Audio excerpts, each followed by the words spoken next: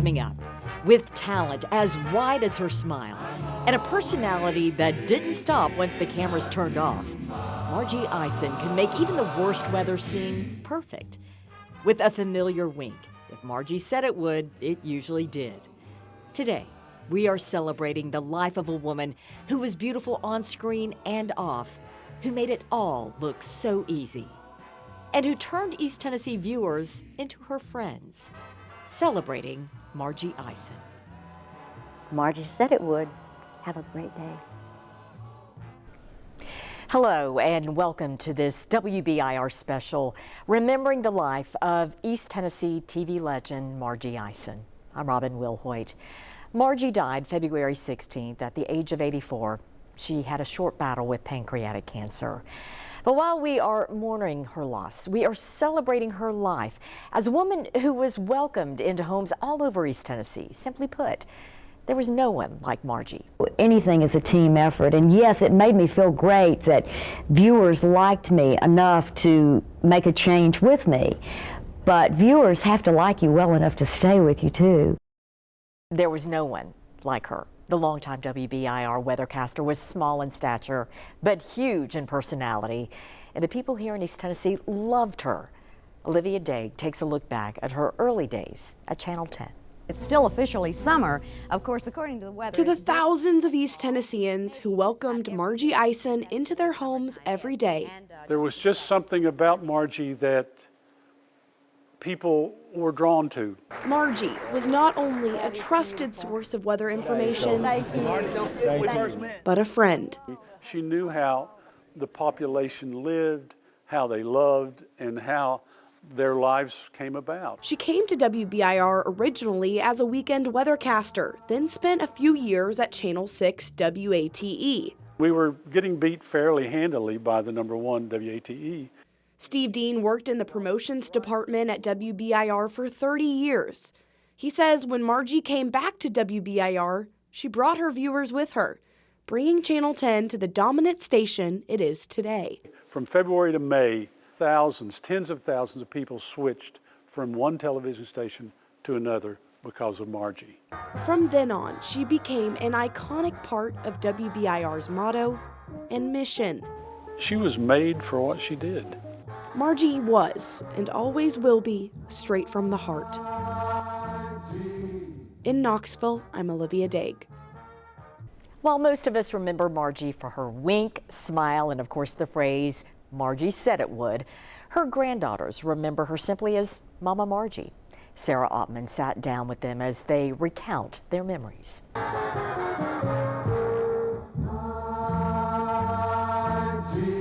She was a household name in East Tennessee for decades, a trusted voice bringing weather updates with a smile and a wink. But to her family, Margie Ison was so much more than a broadcast icon. As seriously as she took her career and as much as she loved her career, she was a wife and she was a mom and she was a grandmother first. Her family saw firsthand what East Tennessee loved about her, a warmth that made every stranger feel like a friend.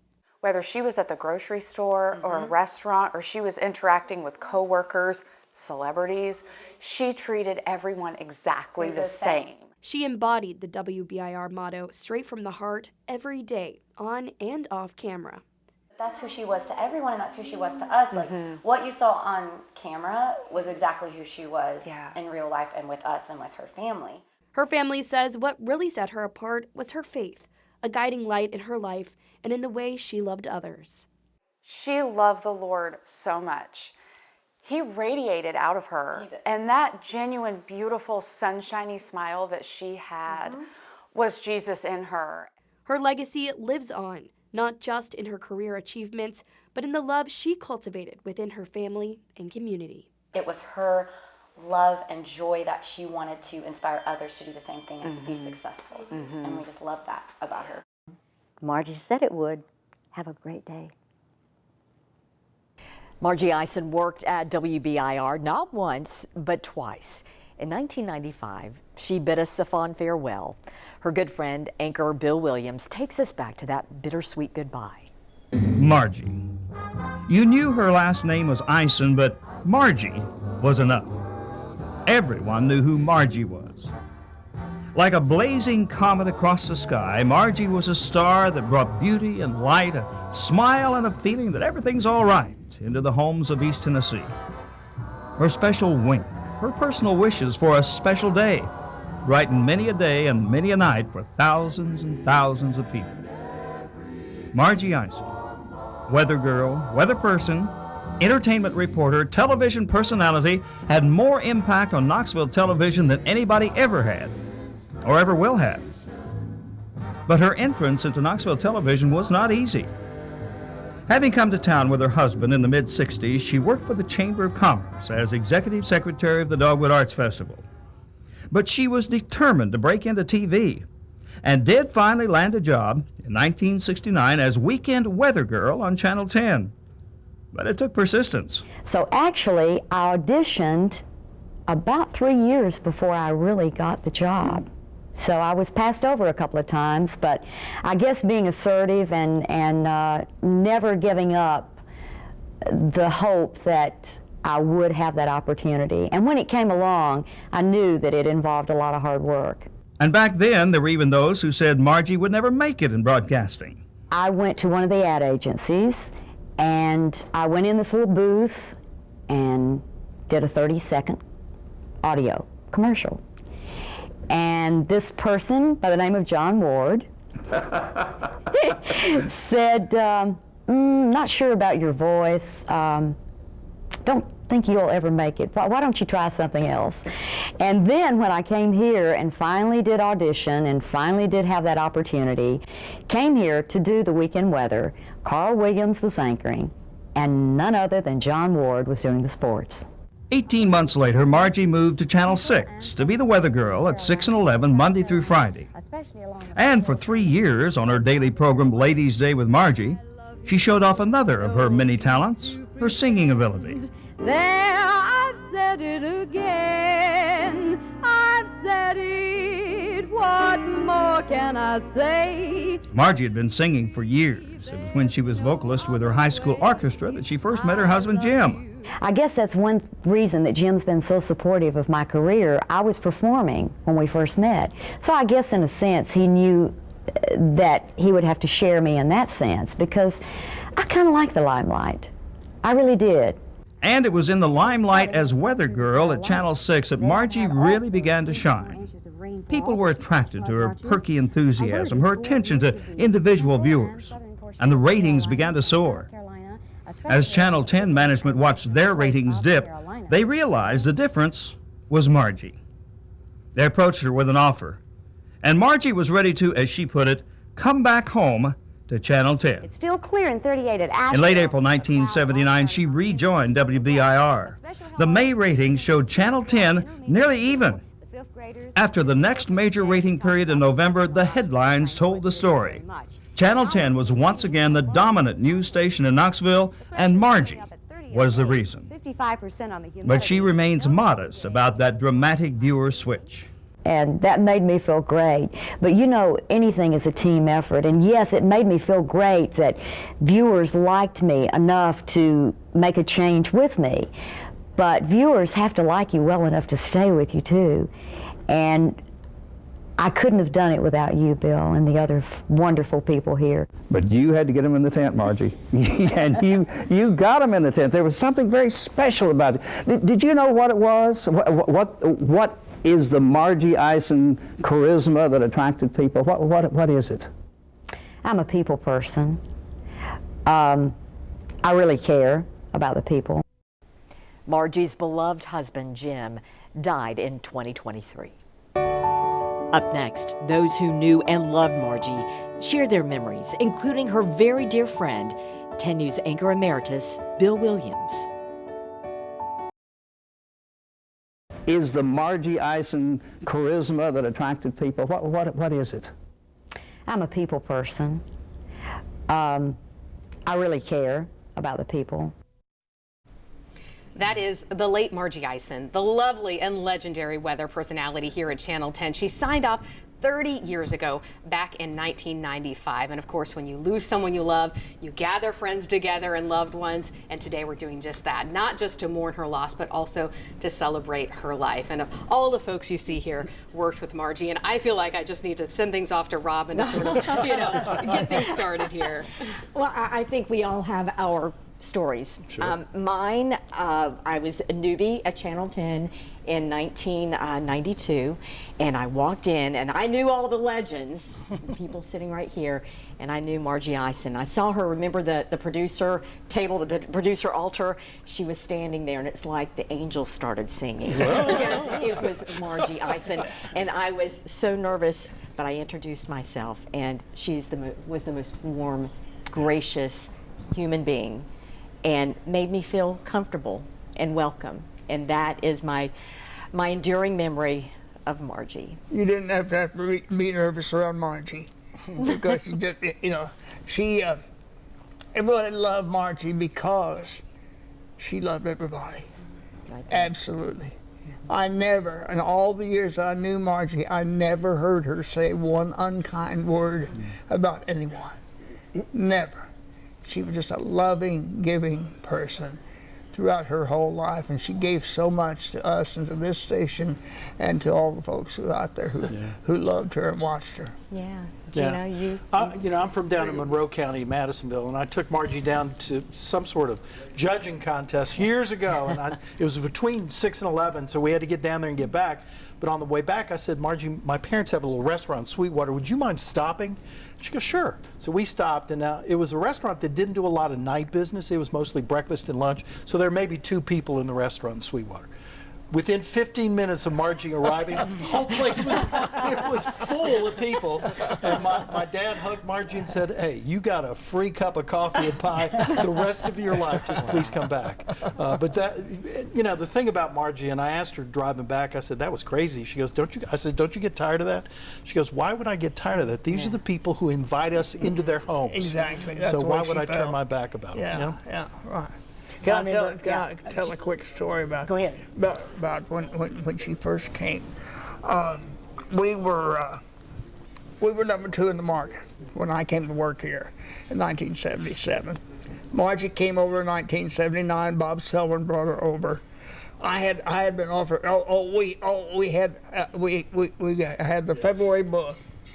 I was co-anchoring with Elder Brown. We had the February book. It was awful. The worst ratings ever. Now, we'd come up a little the previous November, but in February it snowed. And guess who they were watching? Everybody turned over to Channel 6 to watch Margie. But Bob Selwyn talked her into coming over, and it was just amazing. She came over in late April of 1979. In May, the ratings evened out. We evened up with Channel 6. November, the next major rating period, we had a 46 share. They had a 32. Wow. The power. She had star power for sure. Yes, she did. And Missy, I know, like all of us, you have your memory. Oh, and we had an office upstairs when she was doing entertainment. And Jerry Owens, photojournalist here, we were talking yesterday, and he said one time they were covering Margie, when Margie was out covering a new star at the fair, a singer. Well, it was kind of bad because everybody was ignoring that person. They all were standing in line to meet Margie and get her autograph. But, she stayed in touch. I just got a message from her about 8 weeks ago saying, loved your cards, seeing you at Christmas, seeing your beautiful family. I didn't get cards out, I'm sorry this year, but feel blessed being able to send bright season wishes and staying in touch like this. And that was Margie. That was just January 1st, and I know she wasn't feeling good then, but that was her. Actually, her daughters say that she was diagnosed about 4 weeks. Just 4 weeks ago. Wow. So it's very, very quick, which was a blessing. Yes. And Todd, you learned from the best in many respects. And I'm not going to say too much with this crowd right here because they have said it very well. When I first came to Channel 10, Margie said, Todd, let me tell you a little bit about the weather in East Tennessee. There's the plateau, the valley, and then the mountains. He said, one time I saw it snow a ring around Knoxville, everywhere but Knoxville. And I'm like, oh my gosh, what am I getting myself into? And coming here, but you know what? I would say that Margie is so incredible. She's such a sweet lady, passionate about weather, great forecaster, just incredible. But you know what I think she would probably want everybody to know is, despite all her accomplishments, as great as she was, forecaster, great person, her trust in a loving and faithful Savior and her family, her deep love for her family, she would say that surpasses everything, all my accomplishments, and she was very accomplished. Bill, you know this very well. She's the greatest weathercaster this area's ever seen. And she's incredible. But she would say, my faith and my loving family are the most important things. And I saw that. I don't know exactly what happened, but at some point in Margie's life, God did a wonderful work in her. And I think revealed that to her, that here's what's most important. And perhaps that's an example that, you know, every one of us can follow. Incredible. Let me just follow up on what Bill said about turning the book over from the other guys down the street to here. It was hard to beat the crew that was there, right? You got this guy sitting at the anchor desk. You got Margie at weather, and then Bob Kissling comes along. I mean, that's 3 Hall of Famers. So what the heck? Of course you were in first place. Yes, give yourself credit. But the team. It was a team. Speaking of Margie and her spirituality, her daughters told me she met with her oncologist, you know, just a week or two ago, or a couple of weeks ago, and came away, and the daughters said they weren't sure how her oncologist felt before he met with Margie, but after he got through with her, he was pretty sure he was a believer. Well, that sums up Margie right there. I wish we had more time. I know. Thank you all. We didn't really do proper introductions, by the way, in case Missy Kane, Gene Patterson, Todd Howell, Bill Williams, and Robin. Thank you all so much for sharing all of those stories. We certainly appreciate it. Thank you. And we're not done. Coming up at 5:30, we will be joined by Bill once again, Bob Kessling, Ken Schwal, to remember Margie. And we can't think of a better way, by the way, to celebrate Margie than send it to another wonderful woman who does the weather for us, Cassie Nall. I don't feel like I should follow this at all. I'm just sitting over here like, I'm so lucky to get to work here every day with these wonderful people. And I actually had the honor of meeting Margie back in 2016 with Beth Haynes. We did a story about 60 years of WBIR being on the air. And I am so grateful that I had the opportunity to just sit on her couch with her right there, take pictures with her, and just learn, just absorb through osmosis the greatness that was Margie Ison. As everyone has stated, an incredible, incredible human being. And more than that, just such a pioneer in the world of weather here in East Tennessee, especially as a female meteorologist. I just look forward every day to trying to honor her memory and continue to follow in her footsteps here. And I'm, again, so grateful that I get to learn from people like that and everyone else that you just saw sitting there on that interview set talking today. Still to come, former WBIR greats Bob Kessling and Ken Schwal shared their memories of Margie Ison.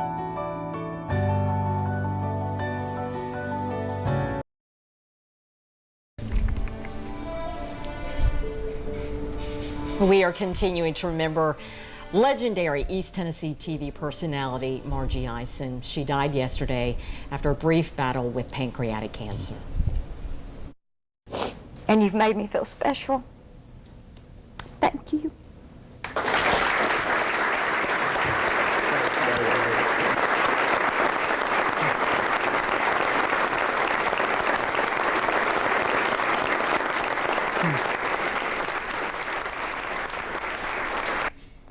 That's how we remember Margie. That was from her goodbye celebration in July of 1995, after nearly a quarter of a century here at WBIR. And 3 gentlemen remember it well. They join me now. Bill Williams, anchor emeritus. Bob Kessling, he was our sports anchor now. Voice of the Vols, and the one and only Ken Schwal. Gentlemen, what did you do around here? Everything. He was news director and reporter and everything. No, he was a good guy. The list is long, but all 3 of you spent much of your career with Margie. Let's talk about the memories. Oh, there's so many memories. Oh my goodness! But I remember I've talked so many times about this. What a huge difference she made in the viewership. When she came here, she brought over her viewers from Channel 6. We've been number 2, a poor number 2, but she came over here and our viewership went like this, and remained there. And we let these guys come in. Trying to hold on. You know, what I remember, the vivid memory is, and Bill and I talked about this earlier, when we had the Christmas parade. And the first time I did the Christmas parade up Gay Street, and Bill and I and Margie were on the float. We didn't even need to be there. I mean, because everybody was yelling at Margie. It was unbelievable. Margie. Yeah, we're here too. Man, it didn't matter. But, you know, you say straight from the heart. Her heart was so huge in terms of, she never turned down anybody. She never turned down an autograph or a picture, and she went to elementary schools, and she just loved being in the public eye and being a personality and being on TV, and it was amazing. She was one of the kindest people I've ever met. I mean, she would just, she'd do anything for you. It was amazing. Yeah. Well, I lived in Blount County, and in the wintertime, if there was going to be big snow, this is before cell phones, Margie, knowing I lived in Blount County, had quite a drive, would seek me out, wherever I was in the building, try to find me and say, you need to leave. You need to leave now. It's going to snow. But I mean, here she is, you know, her job those days were just crazy, but she would take the time to find me, to warn me to leave early. Yeah, your own personal forecaster. And you have a very special story. Well, that was your first day, or not your first day. Not even my first day. Margie's first day at Channel 10. As Bill said, she had been a big deal down the street, but she came here, and on her first night, her first 6 o'clock newscast, I was sitting out in the lobby watching, because I was here for an audition, to audition for a job here. And I was watching, and it was just, you know, I came from a little radio station in Maryville, and I'm seeing all this goings on, you know, and Margie, and they brought in flowers, and people were oohing and on, and I'm thinking, this is big time here. You got to live up to that, right? Yeah, when you're coming here. But she was just so sweet. Well, what do you have here? I have here my Margie Said It Would rain games, which I've had for, I don't know, many years. You know, I can see how much rain we got and keep a record of it. We all used to have umbrellas, too. Umbrellas, exactly. We had an umbrella. Margie said it would. There it is, right there. Yes. Yeah. So, you know, Margie, I think it's safe to say she had what you would call the it factor. Yeah. Wouldn't you say that? Yes. What was but it? But it wasn't fake. She was genuine. Absolutely. She was genuine. She loved people. She loved to entertain. She loved to go talk to kids. She loved to be in the public eye. Yeah. And when she got on the air, you felt like she was part of your family. I mean, that she had that connection with everybody, because she'd talk to you at the grocery store, any place you ever saw her, and she was just so genuine and such a big-hearted person, and she loved being on TV. You nailed it. People loved her because she loved people. There's no doubt about that. She loved people. Let me tell you about the last time I ever heard from her. I talked to her quite often, and we texted back and forth a lot up to the very last weeks of her life. But her daughters called me and told me that she had a short time to live. She couldn't talk. She couldn't see anybody anymore. But she knew that her daughters were talking to me, and she called out as best she could. And she said, "Bill, I love you." Oh. And that's friendship. Yeah. You can't measure that. There's no measure thing. I love Margie.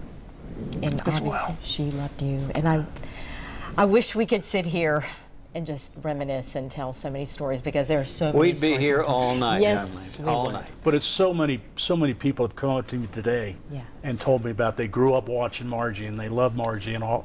It's really been heartwarming for all of us to just bring back those memories because they're great ones. We've all been blessed to know her. Yeah, Gentlemen, absolutely. Thank you. Thanks, Rob. Thank you. So my three of my faves right here. So.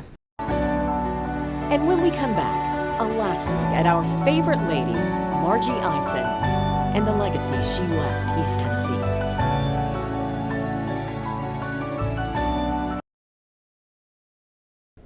In 1995, a who's who of Channel 10 employees came together to say goodbye to Margie as she moved on to her next chapter. It was a special day for a special lady. Proclaimed July 27, 1995, be Margie Ison Day in our city. Mayor Ash himself made the proclamation today in the Channel 10 studios because it's Margie's last day on the air.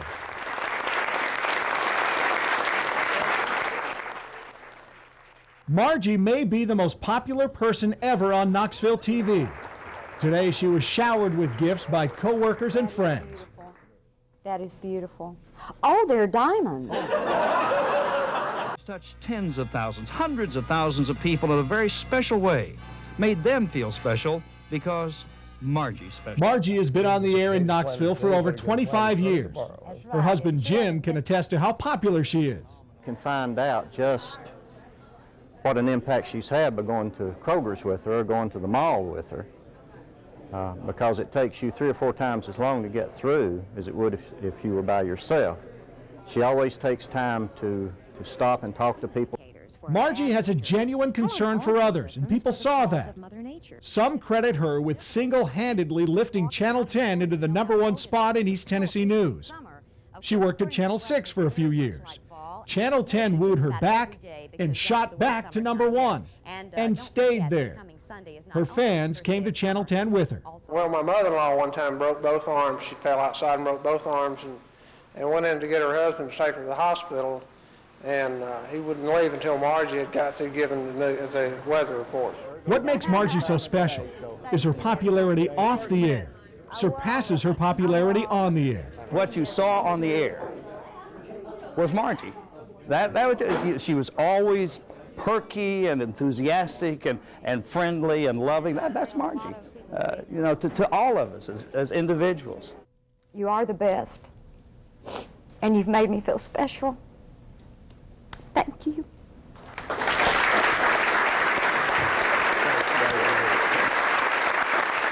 Thank you for watching our celebration of the life of Margie Ison. We leave you with a song written just for that great lady with the signature wink and the $1 million smile. Margie.